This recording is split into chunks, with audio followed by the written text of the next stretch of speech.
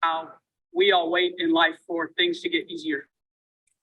Think in your own life, if you waited for something to get easier, oh, I just got to get through this and then it'll be easy. I just got to get through preseason and then it'll be okay. I've just got to get through my junior year of high school and then the classes are going to get easier. Or I've just got to get to my spring and my senior year of college and it's going to be easier. It's what we do. We wait for stuff to get easier. It will never get easier. What happens is you handle hard better. That's what happens. Most people think that it's going to get easier. Life is going to get easier. Basketball is going to get easier. School's going to get easier. It never gets easier. What happens is you become someone that handles hard stuff better. So that's a mental shift that has to occur in each of your brains. It has to.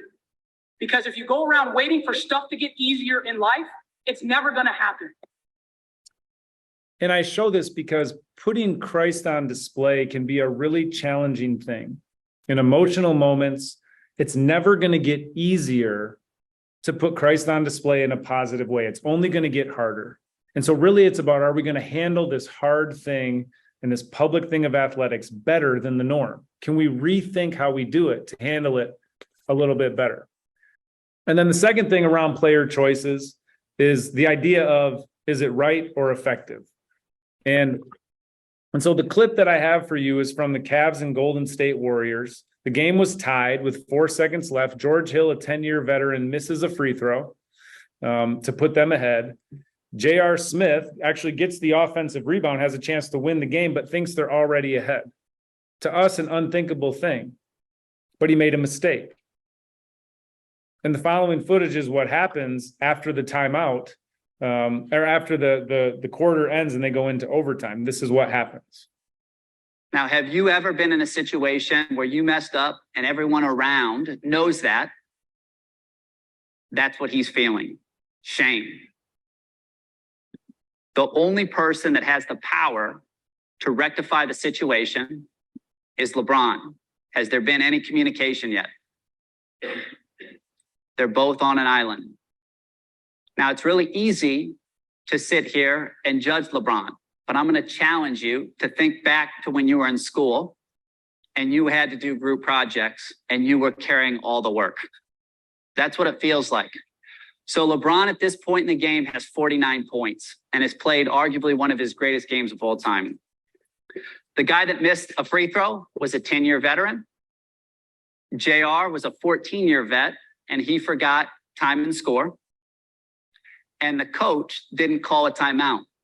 So it could be very easy for LeBron to sit here and think, I'm pulling all the weight. Can we agree with that?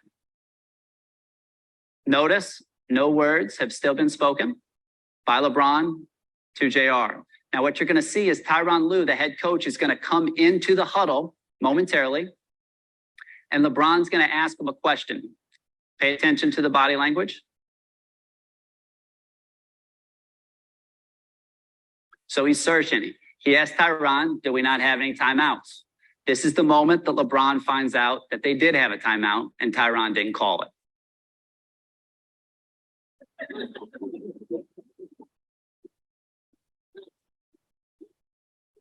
What's his body language say to you?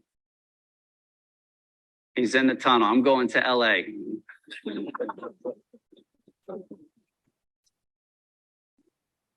Now you're going to see a role player come up and try and reach LeBron. LeBron is unreachable. So the question you have to ask yourself is, do you want to be right or do you want to be effective? I love where that pauses, because often as parents, as adults in the gym, on the field, in the stands, we're LeBron. We're the one that can make the difference. We can bridge the gap. We can bring healing to the situation. And we have the power to do so. And it's hard because in those moments, we know what went wrong. We feel like we've got the right answers and that we know how to fix it. And we want to be right. And we can be on islands and we can not build bridges. We can do all those things. And LeBron is an incredible player. And I guarantee you, he learned a ton from this situation, but they lost the game. They lost the series. LeBron was right. he was handling everything. His emotions told him that, and it didn't help, and he needed to be effective. And it's really hard to sit in the stands with those emotions and those moments and not yell out at the player. But then we got to remember that that player's parents and family are sitting right in front of us. And that there's people around us that are wondering, what is Grand Rapids Christian like? And they hear us yelling at a player for making a dumb play. And then we yell at the coach. And we forget that the coach's family is sitting there. And the coach's mom, the coach's wife or husband. And people wonder, like, what is it like here? And it's hard because we want to be right. We want to tell everybody why we're right. And I'm really good at that too. And it's not a good and admirable thing about me. And I have to work really hard at this one. But it's normal to let those emotions out in sport. We do it to refs, we do it to coaches, we do it to fans, we do it to everybody. We let those emotions out and it's normal, but maybe it's not the best. Maybe it doesn't put Christ on display in the way that we could. And it's really hard. But maybe we can handle that hard thing a little bit better.